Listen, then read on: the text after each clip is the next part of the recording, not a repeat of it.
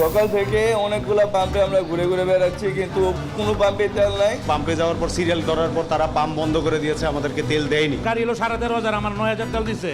এই তেল দিয়ে আমার পাম্প চালানো অসম্ভব হয়ে যেতেছে। ঈদের ছুটিতে ডিপো বন্ধ থাকায় চাহিদা মতো মিলছে না তেল। ফিলিং স্টেশনে যানবাহনের দীর্ঘ লাইন, কোথাও কোথাও বিক্রি বন্ধ। আমদানি সরবরাহ স্বাভাবিক, দাবি জ্বালানি মন্ত্রীর।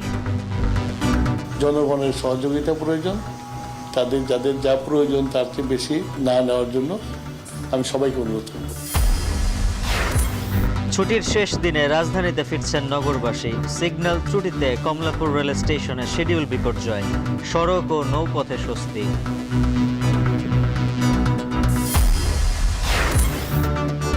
কিছুতেই থামছে না অরক্ষিত লেভেল ক্রসিং এ দুর্ঘটনা। প্রতিদিন গড়ে নিহত 3। দুর্ঘটনা ঠেকাতে ডিজিটাল ব্যবস্থাপনার পরিকল্পনা। কুমিল্লার ঘটনায় 2 গেটম্যানকে আসামি করে মামলা।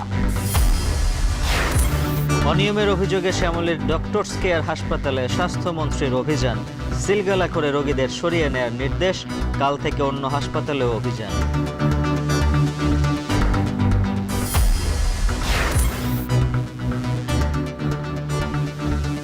পাঁচ দিনের জন্য ইরানের জ্বালানি স্থাপনায় হামলা স্থগিতের ঘোষণা ট্রাম্পের। ফলপ্রসূ আলোচনার দাবি। যুদ্ধের ময়দান থেকে পিছু হটছে ওয়াশিংটন, বলছে তেহরান।